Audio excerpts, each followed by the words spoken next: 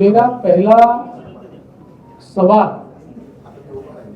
राहुल जी को यही होगा कि आपने ऐसा ही गारंटी कार्ड तेलंगाना में दिया था, वो क्यों इम्प्लीमेंट नहीं हो पाया? आपने ऐसा ही गारंटी कार्ड हिमाचल प्रदेश में दिया था, वो क्यों नहीं इम्प्लीमेंट हो पाया? आपका गारंटी कार्ड ये राजस्थान में और छत्तीसगढ़ में फेल हो गया, इसलिए लोगों ने आपको फेल कर दिया।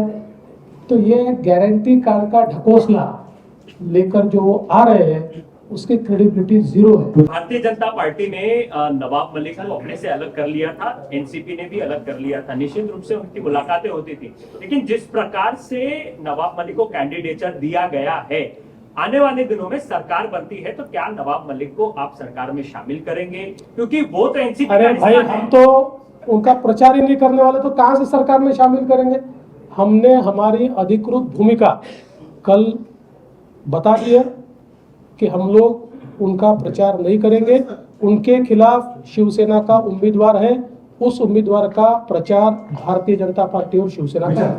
भारतीय जनता पार्टी ने नवाब मलिक को अपने से अलग कर लिया था, एनसीपी ने भी अलग कर लिया था, निश्चित रूप से उनकी मुलाकातें होती थी, लेकिन जिस प्रकार से नवाब मलिक को कैंडिडेचर दिया गया है, आने वाले दिनों में सरकार बनती है तो क्या नवाब मलिक को आप सरकार में शामिल करेंगे? क्योंकि वो तो एनसीपी। अरे भाई, हम तो उनका प्रचार ही नहीं करने वाले, तो कहां से सरकार में शामिल करेंगे? हमने हमारी अधिकृत भूमिका कल बता दिया कि हम लोग उनका प्रचार नहीं करेंगे। उनके खिलाफ शिवसेना का उम्मीदवार है, उस उम्मीदवार का प्रचार भारतीय जनता पार्टी और शिवसेना का। लेकिन नवाब मलिक की बेटी के खिलाफ, नवाब मलिक की बेटी के खिलाफ महायुति का कैंडिडेट क्यों? शिक्षक आहे, त्यांच्या पगारवाढीचा निर्णय घेण्यात आला होता, मात्र काही त्याच्यामध्ये त्रुटी आहे, ती पडताळणी करायची म्हणून त्या निर्णयाला ब्रेक दिली गेलेली आहे. काय नेमकी याच्यामध्ये सविस्तर माहिती? मला वाटत नाही असा कुठला ब्रेक दिला. आम्ही घेतलेल्या कुठल्याच निर्णयाला ब्रेक नाही. आमचे निर्णय सुसाट होतात, ब्रेक लागतच नाही. जवळपास 100हून अधिक सभा घेत आहे, त्यामध्ये नरेंद्र मोदींच्या 8 ते 10 सभा आहेत.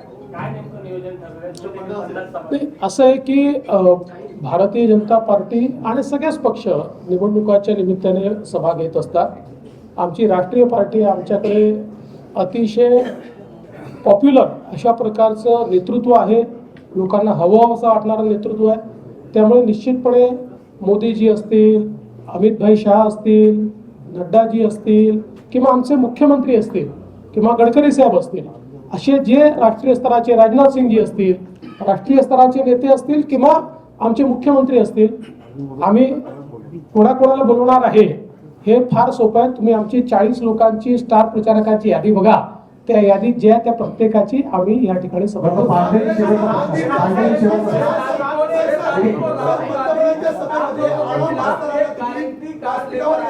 क्या तारीख को राहुल गांधी मुंबई में गारंटी कार्ड लॉन्च कर रहे हैं और महायुति को की गारंटी कार्ड जो भी है योजनाएं चल रही उसके सुपर सीड करके एक्स्ट्रा बहुत सारी चीजें लेकर ऐसा कांग्रेस दावा कर रही है।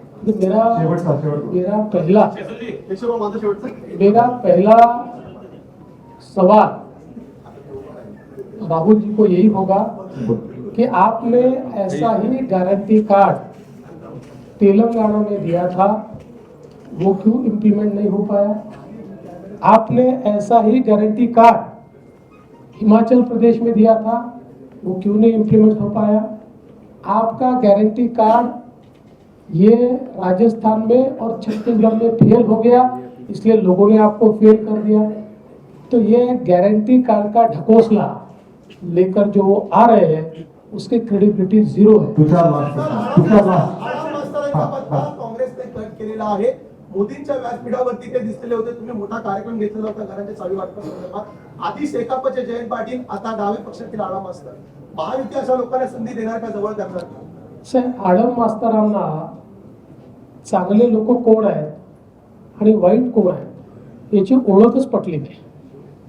ते आमच्या विरोधी विचाराचे असताना देखील गरीबाला घर दिलं पाहिजे म्हणून 30,000 घरं आम्ही त्यांच्या संस्थेच्या मार्फत बांधून दिली. 30,000 घर. आणि आउट ऑफ द वे जाऊन गरीबाकरता त्याला ॲडिशनल पैसा देणं, त्या ठिकाणी सोयी करणं, या सगळ्या गोष्टी आम्ही केल्या. तरी देखील लोकसभेच्या वेळी त्यांना काँग्रेसने चॉकलेट दिलं, ते काँग्रेससोबत गेले. आता त्यांच्या लक्षात आलं, आता ठीक आहे, आता ते त्यांनी ठरवायचं आहे काय करायचं आहे ते. मला एवढंच वाटतं की कोण उपयोगी आहे आणि कोण उपयोग करून घेतात याचा कधीतरी विचार आडम मास्तरांसारख्या लोकांनी केला.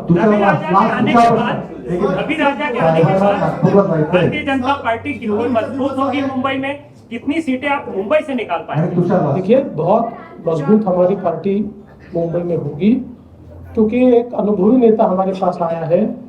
विशेष रूप से उनका जो कार्य क्षेत्र है उसमें भी सायन कोळीवाड़ा है कि जहाँ से एक प्रकार से वो अपना बड़ा वजूद रखते हैं. वहाँ तो उनको फायदा होगा ही, लेकिन उनके संपर्क से अन्य जगह पर भी फायदा होगा. आणि मग 5 मिनिटं रवी राजा हो. सर, दिवाळीचे दिवस आहेत, तुम्ही अनेकांना दिवाळीच्या शुभेच्छा देतात. तुम्हाला दिवाळीची फोन येतात. 2 प्रमुख फोन, उद्धव ठाकरेंचा तुम्हाला दिवाळीच्या शुभेच्छांसाठी फोन आला का? शरद पवारांचा तुम्हाला फोन आला का? किंवा तुम्ही यांना दिवाळीच्या शुभेच्छा देणार आहात? मला अजून फोन आला नाही, पण माझ्या जाहीरपणे त्यांना दिवाळीच्या शुभेच्छा आहेत. धन्यवाद. एक रवी राजा बोलणार आहे या सगळ्या ठिकाणी. आपण त्याला पहिला नाही करू. ठीक आहे, आता आपण ते आमचा निश्चितपणे प्रयत्न आहे. बघा, शेवटी गोपाळ शेट्टी हे भारतीय जनता पक्षाचे एक अतिशय प्रामाणिक अशा प्रकारचे सैनिक राहिले आहेत. ते अनेक वेळा आग्रही असतात, पण शेवटी पक्षशिस्त ते मान्य करतात.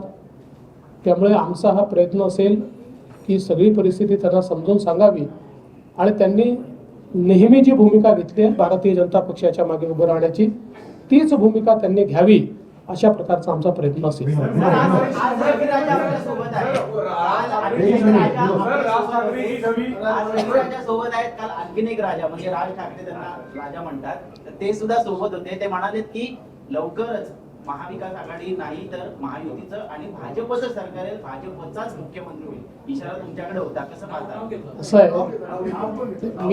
मी त्यांचा आभारी आहे.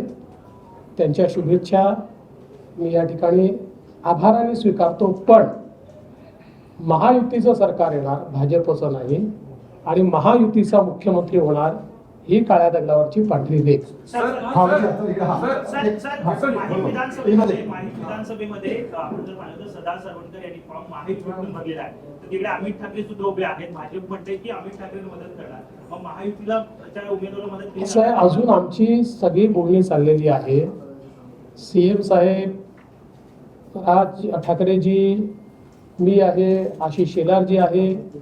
आमचा प्रयत्न आहे अजूनही की मार्ग असा निघावा की ज्यातनं आम्ही सगळे एकत्रित राहिलो पाहिजे. हा प्रयत्न अजून चाललेला आहे. राज ठाकरेजी सगळी उत्तरवादी विरोधी आहे, त्यांना उघडपणे समर्थन देत आहे आणि त्यांच्या समर्थन पण घेत आहे. त्यामुळे भाजप उत्तर भारतीय वोट भाजपवर नाराज होणार नाही का? एक आणि दुसरा, तर तुम्ही कोऑर्डिनेशन कमिटी बनवली होती तरी पण महायुतीमध्ये बंडखोरी का झाली? पहिल्या प्रश्नाचं उत्तर असं आहे की आपण जो प्रश्न विचारला त्याचं उत्तर हे मागच्याच लोकसभेच्या वेळी मी दिलेलं आहे की आता राज ठाकरे यांनी व्यापक हिंदुत्वाची भूमिका घेतलेली आहे. बघा, क्षेत्रीय अस्मिता जी असते हिला भाजपचं नेहमीच समर्थन राहिलं आहे, पण त्याच्यासोबत क्षेत्रीय अस्मितेसोबत एक राष्ट्रीय अस्मिता आहे, तिचा स्वीकार होणं हे महत्त्वाचं असतं. ती राष्ट्रीय अस्मिता म्हणजेच हिंदुत्व हे राज ठाकरेंनी स्वीकारलेलं आहे आणि म्हणून मला याच्यामध्ये कुठलाच प्रश्न वाटत नाही. दुसरं काय विचारलं तुम्ही? कोऑर्डिनेशन नाही, ते ठीक आहे. अरे बाबा, कोऑर्डिनेशन कमिटीने जर लोक बसले असते तर कोऑर्डिनेशन कमिट्याच तयार केल्या असत्या. कोऑर्डिनेशन कमिटी एक विषय असतो. आता तुम्ही मला सांगा की 288 मतदारसंघात 8-10 मतदारसंघामध्ये प्रॉब्लेम झाले, म्हणजे किती कोऑर्डिनेशन झालं बघा ना. त्यांचं तर अजून समजलंच नाही आहे. महाविकास आघाडीचं नेमकं काय झालंय तुम्हाला कळलंय का? कळलं असेल तर मला नंतर समजून सांगा. पांडे जी आज दिवाली के दिन ही पहला पटाखा आपने यहाँ सुबह सुबह जलाया है, क्या ये लगातार चुनाव तक रहेगा? क्या पहला दूसरा सवाल ये है कि जिस तरीके से बगावती केवल अलग अलग जगहों पर दिख रहे हैं, उसके लिए बीजेपी और महायुति कितना प्रयत्न कर रही? कल रात आपकी मीटिंग हुई। मुझे इस बात की बहुत खुशी है कि कांग्रेस पार्टी के 5 बार कॉरपोरेटर रहे और विपक्ष के नेता रहे, ऐसे एक बहुत ही कद्दावर नेता रवि राजा जी ने आज भारतीय जनता पार्टी में प्रवेश किया है। उनके साथ कई प्रमुख पदाधिकारियों ने भी भारतीय जनता पार्टी में प्रवेश किया है। मैं रवि राजा जी का बहुत स्वागत करता हूं, उनके साथ आए सभी पदाधिकारियों का स्वागत करता हूं। साथ में उबाठा सेना से बाबू दरेकर जी ने भी प्रवेश किया है, मैं उनका भी बहुत बहुत स्वागत करता हूं। और ऐसे पटाखे चलते ही रहेंगे।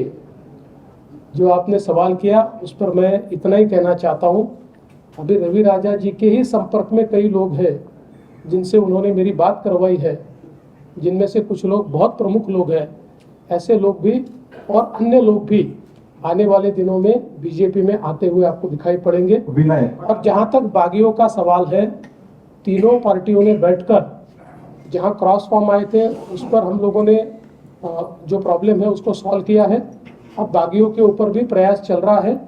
मुझे विश्वास है कि हम लोग सबको मना लेंगे और फॉर्म वापिस लेंगे। पटाखों की बात हुई, इसके लिए हमारे पटाखे पर्यावरण पूरक होंगे। हाँ, विनय, एक मिनिट। महायुतीची मीटिंग काल झाली. नवाब मलिकांच्या अनुषंगाने काही चर्चा झाली का? एपी फॉर्म त्यांना पक्षाला दिला राष्ट्रवादी काँग्रेस पक्षाने. मला असं वाटतं याच्यावरची अधिकृत भूमिका आशिष शेलारांनी काल मांडली. त्याच्यानंतर मी देखील ती भूमिका अधिकृत आहे हे सांगितलेलं आहे. त्यामुळे आता याच्यावर पुन्हा पुन्हा चर्चा करून काही फायदा नाही.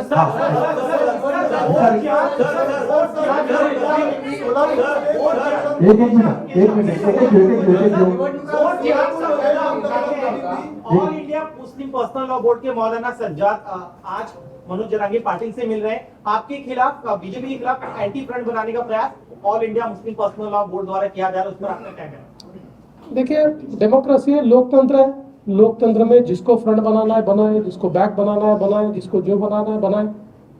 सवाल ये उठता है कि महाराष्ट्र की जनता किसका साथ देने लगी है.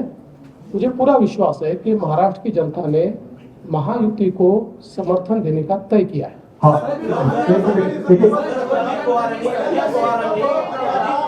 एक मिनिट राहा.